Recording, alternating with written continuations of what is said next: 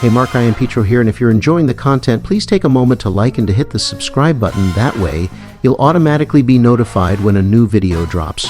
It also helps grow my channel. Thanks for your continued support here at Exploring Bethlehem.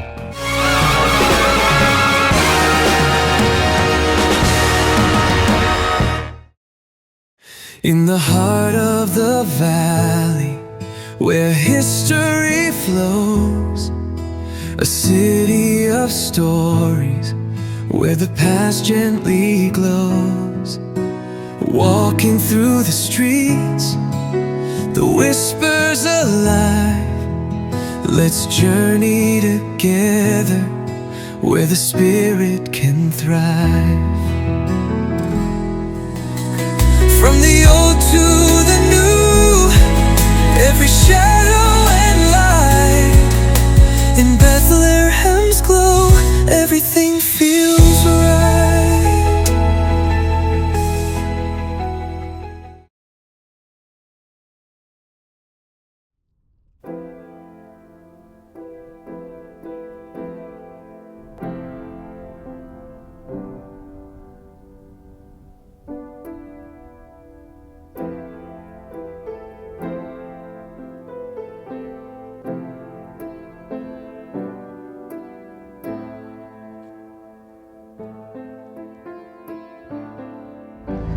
When we talk about the people who shaped Bethlehem and the Lehigh Valley, one name rises above all others: Asa Packer. Asa Packer was a railroad engineer, a businessman, a politician, and perhaps most enduringly, he was the founder of Lehigh University. Asa Packer's story mirrors the story of America in the 19th century. Hard work, ambition, faith, and the belief that industry and higher education could shape our future. He was born in Mystic, Connecticut in 1805. He embodied the classic Connecticut Yankee, conservative, religious, disciplined, and practical. As a young man, he moved to Pennsylvania, where he apprenticed as a carpenter. Packer and his wife settled on a modest farm, but farming alone did not define him. Each winter, for more than a decade, he traveled to Tunkhannock along the Susquehanna River, where he built and repaired canal boats. For 11 years, he honed both his craft and his understanding of transportation, knowledge that would later transform an entire region. In 1833, Packer settled in Mauch Chunk, now Jim Thorpe. There, he became a canal boat owner, hauling anthracite coal from Pennsylvania's coal region to Philadelphia.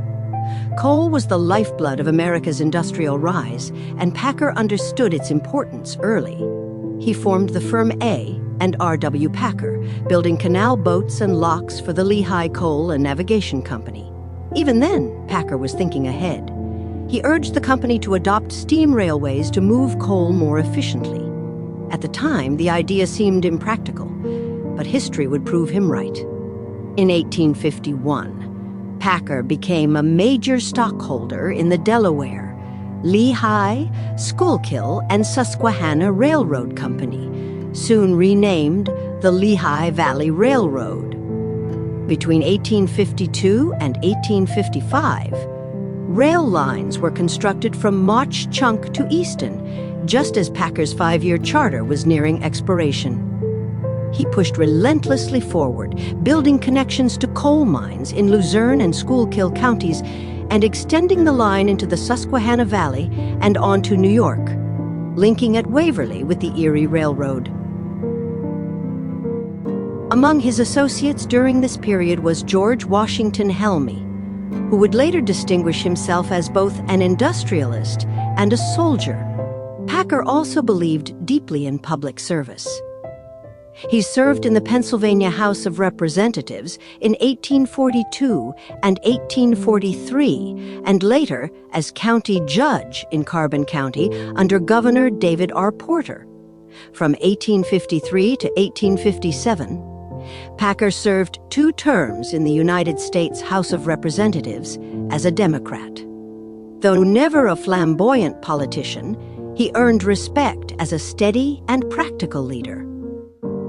In 1868, At the Democratic National Convention, Justice George Washington Woodward placed Packer's name in nomination for president, without Packer even campaigning. Though one delegate famously asked, "Who in the hell is Packer?" he remained a viable favorite son through 14 ballots. Ultimately, the party selected Horatio Seymour, but Packer's quiet national moment had arrived. A year later, Packer ran for governor of Pennsylvania, narrowly losing to John W. Geary by fewer than 5,000 votes, one of the closest statewide races in Pennsylvania history. Packer's greatest legacy, however, was not political. It was educational. After the Civil War, he sought to create a technical school for engineers in the heart of an industrial region. I pledged to found a school of higher education for the intellectual and moral improvement of young men, and to scale a size that would permit it to compete with the best in the nation. I am prepared to give generously of money and land. Supplying these was easy. The more difficult part was that of finding the right men, not those of middling competence, but the best available who could advise, translate general ideas into precise operational form, and effectively supervise the work. Asa Packer. In 1865, he donated $500,000 and 60 acres on South Mountain in Bethlehem. In 1866, Lehigh University was chartered, and by 1869, Packer Hall stood as its first major building. Thanks to Packer's generosity, Lehigh offered tuition-free education for its first 20 years.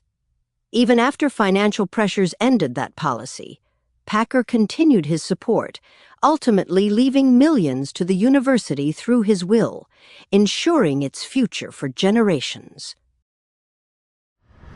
Asa Packer died in 1879, but his influence remains etched into Bethlehem's landscape. From the rail lines that fueled industry to the university that still crowns South Mountain, he was a builder of infrastructure, of opportunity, and of knowledge.